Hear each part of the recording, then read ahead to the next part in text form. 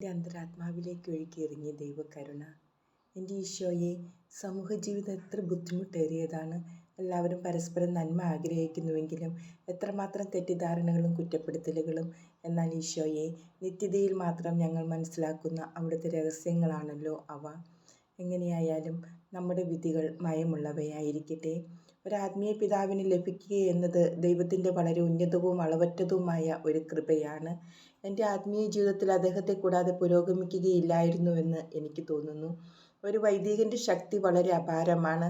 ഒരാത്മീയ പിതാവിന് നൽകിയതിന് ദൈവത്തിന് ഞാൻ അനവരതം നന്ദി അർപ്പിക്കുന്നു. ഇന്നീ വാക്കുകൾ ഞാൻ ശ്രവിച്ചു. നീ എത്രമാത്രം ദുർബലയാണെന്ന് കണ്ടാലും എപ്പോഴാണ് എനിക്ക് നിന്നെ വിശ്വസിക്കാൻ കഴിയുക? ഞാൻ ഉത്തരമരുളി, ഈശോയെ, എപ്പോഴും എന്നോടൊത്തുണ്ടായിരിക്കണമേ. ഞാൻ അങ്ങയുടെ ഒരു കൊച്ചു കുഞ്ഞല്ലേ. ഈശോയെ, കൊച്ചുകുട്ടികൾ എന്താണ് ചെയ്യുന്നതെന്ന് അങ്ങേക്കറിയാമല്ലോ. ഇന്ന് ഈ വാക്കുകൾ ഞാൻ ശ്രവിച്ചു. ഞാൻ നിന്റെ മേൽ ചൊരിയുന്ന കൃപകൾ നിനക്ക് വേണ്ടി മാത്രമുള്ളതല്ല, മറിച്ച് മറ്റനേകം ആത്മാക്കൾക്ക് കൂടിയുള്ളതാണ്. നിന്റെ ഈ നികൃഷ്ടാവസ്ഥയിലും നിന്റെ ഹൃദയം എൻ്റെ സ്ഥിരം വാസഗേഹമാണ്. നിന്റെ ഈ നികൃഷ്ടാവസ്ഥയിൽ നിന്ന് എൻ്റെ കരുണയാൽ നിന്നെ ഉയർത്തുവാനായിട്ടാണ് ഞാൻ നീയുമായി ഐക്യപ്പെടുന്നത്. എല്ലാ ആത്മാക്കളെയും എൻ്റെ കരുണയാൽ ഞാൻ സമുദ്ധരിക്കും. ഒരുവൻ എത്ര വലിയ പാപിയാണോ, അവൻ അത്രയധികം എൻ്റെ കരുണയ്ക്ക് അർഹതയുള്ളവനായിരിക്കും. എൻ്റെ കരവേലകളെല്ലാം എൻ്റെ കരുണയാൽ മുദ്രിതമാണ്. എൻ്റെ കരുണയിൽ ശരണം വയ്ക്കുന്നവർ ഒരിക്കലും നശിച്ചു പോവുകയില്ല. കാരണം അവരുടെ എല്ലാ കാര്യങ്ങളും എൻ്റേതുമാണ്.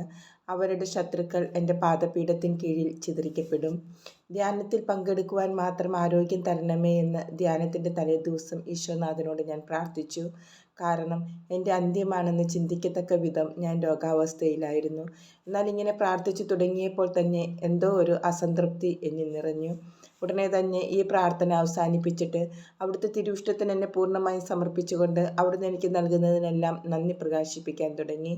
അപ്പോൾ എൻ്റെ ആത്മാവ് പരിപൂർണ്ണ സമാധാനത്തിലായി. ജീവിതത്തിൻ്റെ എല്ലാ സാഹചര്യങ്ങളിലും സംഭവങ്ങളിലും എപ്പോഴും എവിടെയും ദൈവ തിരുമനസ്സിന് വിശ്വസ്തയോടെ കീഴ്വഴങ്ങുന്നത് ദൈവത്തിന് വലിയ മഹത്വം നൽകുന്നു. അങ്ങനെ ദൈവ തിരുമനസ്സിന് സ്വയം അർപ്പിക്കുന്നത് കഠിന പ്രായശ്ചിത്തങ്ങളെക്കാളും നീണ്ട ഉപവാസത്തെക്കാളും പരിത്യാഗ പ്രവൃത്തികളെക്കാളും ദൈവ തിരുമുമ്പിൽ വലിയ വില നേടിത്തരുന്നു. ഓ സ്നേഹപൂർവ്വം ദൈവഹിതം നിറവേറ്റുന്നവർക്ക് അവിടുന്ന് നൽകുന്ന പ്രതിഫലം എത്രയോ വലുതാണ്. ഞാനിത് എഴുതുമ്പോൾ എൻ്റെ ആത്മാവ് ദൈവം അതിനെ എത്രമാത്രം സ്നേഹിക്കുന്നുവെന്നും ഇപ്പോൾ ഈ ലോകത്തിൽ തന്നെ അതനുഭവിക്കുന്ന ദൈവിക സമാധാനത്തെ ഓർത്തും നിർവൃതിയിലാവുകയാണ്. Krakow 1936.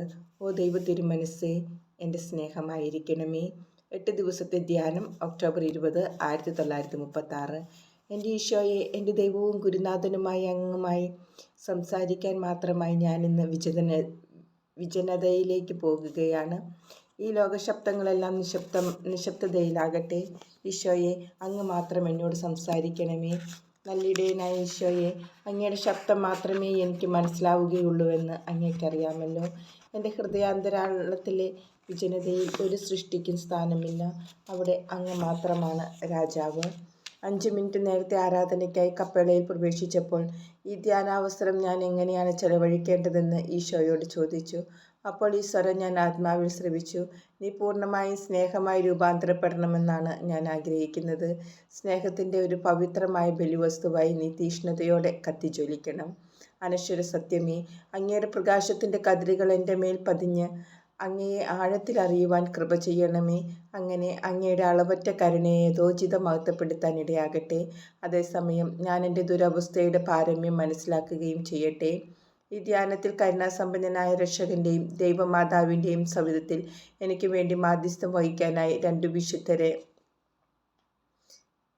Cent Gertrude, cent ക്ലാഡെ de la കൊളംബെറെ ഞാൻ തിരഞ്ഞെടുത്തു.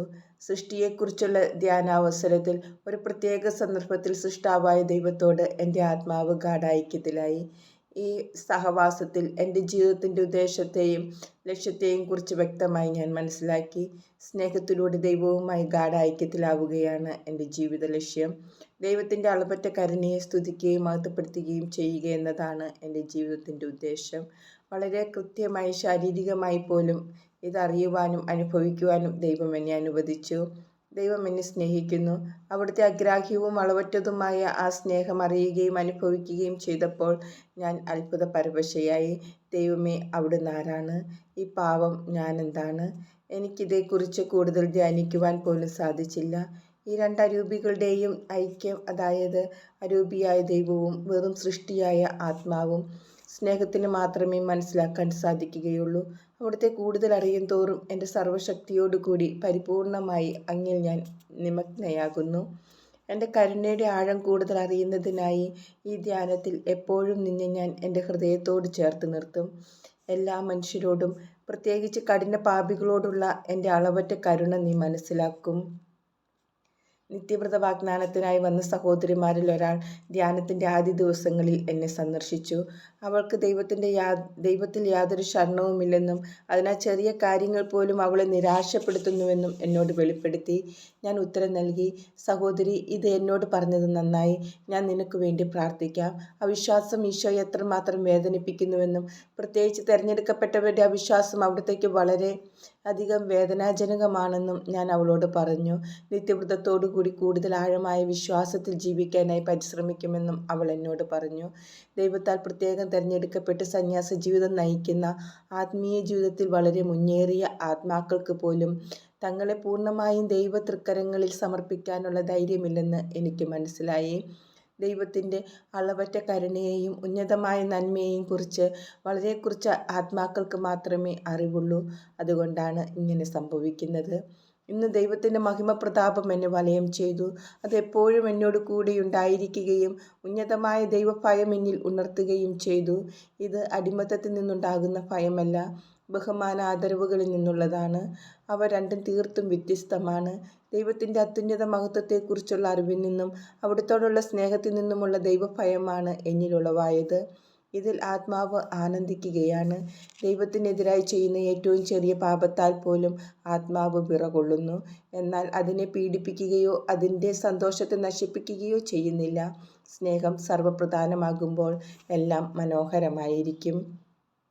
ധ്യാനപ്രസംഗം ശ്രവിച്ചുകൊണ്ടിരിക്കുമ്പോൾ ശ്രവിക്കുന്ന ഒറ്റ വാക്കാൽ ഞാൻ ദൈവൈക്യത്തിലാവുകയും പിന്നെ അച്ഛൻ എന്താണ് പറയുന്നതെന്ന് കേൾക്കാൻ സാധിക്കാതെ വരികയും പതിവായിരുന്നു.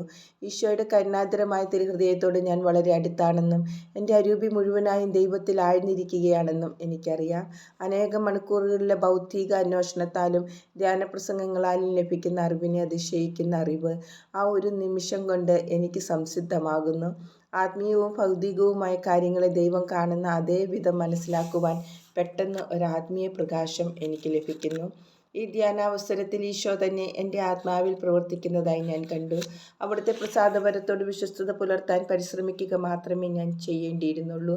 ദൈവിക സാന്നിധ്യത്തിനായി എൻ്റെ ആത്മാവിനെ ഞാൻ പൂർണ്ണമായും അർപ്പിച്ചു. ആ സ്വർഗീയ രാജാവ് എൻ്റെ ആത്മാവിനെ അവിടുത്തെ സ്വന്തമാക്കി. സ്വർഗത്തിലും ഭൂമിക്കും ഉപരിയായി ദൈവിക ജീവനിലേക്ക് ഞാൻ ഉയർത്തപ്പെട്ടതുപോലെ എനിക്ക് തോന്നി. പരിശുദ്ധ ത്രിത്വത്തിൻ്റെ കൂട്ടായ്മയിൽ പിതാവിനെയും പുത്രനെയും പരിശുദ്ധാത്മാവിനെയും കൂടുതൽ ആഴത്തിൽ ആ അനന്ത മഹിമയിൽ തന്നെ ഞാൻ അറിഞ്ഞു. ഈശോയെ എപ്പോഴും ആശ്വസിപ്പിക്കാനായി അവിടുത്തെ കാസയിൽ ഞാൻ എന്നെ തന്നെ അർപ്പിക്കും. പ്രാർത്ഥനയും സഹനവും വഴി ആത്മാക്കളുടെ രക്ഷയ്ക്കായി എൻ്റെ ശക്തിക്ക് അനുസൃതമായി എല്ലാ കാര്യങ്ങളും ഞാൻ ചെയ്യും. ഈശോയ്ക്ക് എപ്പോഴും ഒരു ബദനിയായിരിക്കാൻ ഞാൻ പരിശ്രമിക്കും. അപ്പോൾ എല്ലാ അധ്വാനത്തിനും ശേഷം അവിടത്തേക്ക് ഇവിടെ വന്ന് വിശ്രമിക്കാൻ സാധിക്കും. ദിവ്യകാരുണ്യ സ്വീകരണ സമയത്ത് ഈശോയുമായുള്ള എൻ്റെ ഐക്യം വളരെ ഗാഢവും അഗ്രാഹ്യവുമാണ്. വാക്കുകളുടെ പരിമിതി മൂലം അവ എഴുതി വിശദീകരിക്കാൻ എനിക്ക് സാധിക്കുകയില്ല. ഇന്ന് വൈകുന്നേരം പീഡാനുഭവ സമയത്ത് ഈശോയെ ഞാൻ ദർശിച്ചു. എൻ്റെ സ്വർഗീയ താതൻ്റെ പക്കലേക്ക് കണ്ണുകൾ ഉയർത്തി അവിടുന്ന് നമുക്ക് വേണ്ടി പ്രാർത്ഥിക്കുകയായിരുന്നു. എനിക്ക് സുഖമില്ലായിരുന്നുവെങ്കിലും പതിവ് പോലെ തിരുമണിക്കൂർ നടത്തുവാൻ ഞാൻ തീരുമാനിച്ചു. ആരാധനയുടെ സമയത്ത് തൂണിന്മേൽ കെട്ടപ്പെട്ട് ചമ്മട്ടിയടിയേൽക്കുന്ന അവസ്ഥയിൽ ഈശോയെ ഞാൻ കണ്ടു. അതിഭയങ്കരമായ പീഡനങ്ങൾക്കിടയിലും അവിടുന്ന് പ്രാർത്ഥിക്കുകയായിരുന്നു. അല്പസമയത്തിന് ശേഷം അവിടുന്ന് എന്നോട് പറഞ്ഞു, വളരെ കുറച്ച് ആത്മാക്കൾ മാത്രം ശരിയായ വികാരവായ്പോടെ എൻ്റെ പീഡാസഹനങ്ങളെക്കുറിച്ച് ധ്യാനിക്കുന്നു. ഭക്ത്യാദരങ്ങളോടെ എൻ്റെ പീഡകളെക്കുറിച്ച് ധ്യാനിക്കുന്ന ആത്മാക്കൾക്ക് ഞാൻ ഉന്നതമായ കൃപകൾ നൽകും. എൻ്റെ പ്രത്യേക സഹായമില്ലാതെ കൃപകൾ സ്വീകരിക്കാൻ പോലും നീ പ്രാപ്തയാകുകയില്ലായിരുന്നു. നീ എന്താണെന്ന് നിനക്കറിയാമല്ലോ. വിശുദ്ധ കുർബാന സ്വീകരണാനന്തരം എനിക്ക് പ്രത്യേകമായി അടുപ്പമുള്ള വ്യക്തികളെക്കുറിച്ച് ഈശോയോട് ഞാൻ വളരെ നേരം സംസാരിച്ചു. അപ്പോൾ ഞാൻ ഈ വാക്കുകൾ ശ്രവിച്ചു: എൻ്റെ മകളെ, നീ ഇങ്ങനെ ബുദ്ധിമുട്ടി സംസാരിക്കേണ്ട ആവശ്യമില്ല. നീ പ്രത്യേകമായി സ്നേഹിക്കുന്നവരെ ഞാനും പ്രത്യേകമായി സ്നേഹിക്കുന്നു. നിന്നെ പ്രതി ഞാൻ അവരുടെ മേൽ എൻ്റെ കൃപ വർഷിക്കും. നീ അവരെക്കുറിച്ച് എന്നോട് പറയുന്നത് കേൾക്കാൻ എനിക്കിഷ്ടമാണ്. എന്നാൽ ഇതുപോലെ വളരെ ആയാസപ്പെട്ട് നീ സംസാരിക്കരുത്. ഓ ലോകരക്ഷക, അങ്ങേ കരുണയുമായി ഞാൻ ഒന്നുചേരുന്നു. എൻ്റെ ഈശോയെ, എൻ്റെ സഹനങ്ങളെല്ലാം ഞാൻ അങ്ങയുടെ സഹനങ്ങളുമായി ചേർത്ത് ആത്മാക്കളുടെ രക്ഷയ്ക്കായി തിരുസഭയുടെ ഖജനാവിൽ നിക്ഷേപിക്കുന്നു. ഇന്നൊരു മാലാഖ എന്നെ നരകഗർത്തത്തിലേക്ക് കൂട്ടിക്കൊണ്ടുപോയി. അത് അത്യുഗ്രമായ പീഡനത്തിൻ്റെ സ്ഥലമാണ്. അത് അതിവിശാലവും ഭയം തോന്നുന്ന വിധം അഗാധവുമാണ്. പലതരത്തിലുള്ള പീഡനങ്ങൾ ഞാൻ അവിടെ കണ്ടു. ഒന്നാമത്തെ പീഡനം നരകത്തെ നരകമാക്കി തീർക്കുന്നത് ദൈവം നിത്യമായി നഷ്ടപ്പെട്ടുവെന്ന നിരാശയാണ്. രണ്ടാമത്തെ പീഡനം മനസാക്ഷിയുടെ നിരന്തരമായ കുറ്റപ്പെടുത്തലാണ്. മൂന്നാമത്തെ പീഡനം ഒരുവൻ്റെ ഒരിക്കലും മാറ്റമില്ലാത്ത അവസ്ഥയാണ്. നാലാമത്തേത് ആത്മാവിനെ ദഹിപ്പിച്ച് നശിപ്പിക്കാതെ അതിനെ ചൂഴ്ന്നു നിന്ന് ജ്വലിക്കുന്ന തീയാണ്. ദൈവകോപമായ ആത്മീയതയായതുകൊണ്ട് ഇത് അതികഠിനമായ സഹനമാണ്. അഞ്ചാമത്തെ പീഡനം നിത്യമായ ഇരുട്ടും ഭയങ്കരമായ ശ്വാസം മുട്ടിക്കുന്ന ഗന്ധവുമാണ്. ഇരുട്ടാണെങ്കിലും പിശാചുക്കളും നിത്യനാശത്തിൽ പതിച്ച ആത്മാക്കളും പരസ്പരം കാണുന്നുണ്ട്. തൻ്റെയും മറ്റുള്ളവരുടെയും തിന്മകളെല്ലാം ഇവർ കാണുന്നു. ആറാമത്തെ പീഡനം സാത്താൻ്റെ നിരന്തരമായ സഹവാസമാണ്. ഏഴാമത്തെ പീഡനം ഭയാനകമായ നിരാശയും ദൈവത്തോടുള്ള വെറുപ്പും നിന്ദ്യമായ വാക്കുകളും ശാപങ്ങളും ദൈവദൂഷണങ്ങളുമാണ്. ഈ സഹനങ്ങളെല്ലാം ഒരുമിച്ച് നിത്യമായി നശിച്ച ആത്മാക്കൾ സഹിക്കുന്നുവെങ്കിലും ഇതുകൊണ്ടും തീരുന്നില്ല അവരുടെ വേദനകൾ. ഓരോ ആത്മാവിനും നിശ്ചയിക്കപ്പെട്ടിരിക്കുന്ന പ്രത്യേക പീഡനങ്ങളുമുണ്ട്. ഓരോ ആത്മാവും ചെയ്ത പാപത്തിനനുസൃതമായി അതിഭീകരവും വിവരിക്കാൻ സാധിക്കാത്തതുമായ പീഡനങ്ങളിലൂടെ അവർ കടന്നു പോകുന്നു. ഓരോന്നിലും വ്യത്യസ്തമായ കഷ്ടതകളോട് കൂടിയ പീഡനങ്ങളുടെ കുഴികളും ഗർത്തങ്ങളുമുണ്ട്.